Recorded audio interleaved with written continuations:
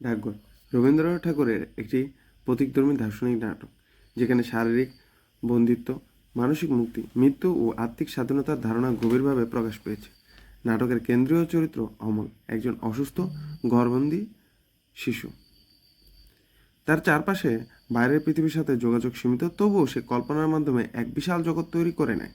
এই নাটকের মূল বিষয় হলো মুক্তির আকাঙ্ক্ষা। অমল জানালার পাশে বসে ডাকঘরে এক ডাক পেয়নের মাধ্যমে দূরের রাজা বা অজানা জগতের ডাক পাওয়ার স্বপ্ন দেখে, যা তার জীবনের মুক্তির প্রতীক। আরেকটি গুরুত্বপূর্ণ দিক হলো শারীরিক বন্দিত্ব বনাম মানসিক স্বাধীনতা।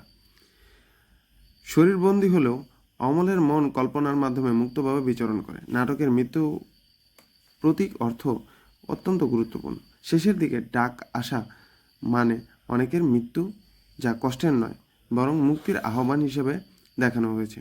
এই নাটকে শিশু মনের সরলতা, কাল্পনিক শক্তি খুব সুন্দরভাবে প্রকাশ পেয়েছে। ভাষার দিক থেকে ডাকঘর অত্যন্ত কাব্যিক, প্রতীকধর্মী ও আবেগপূর্ণ।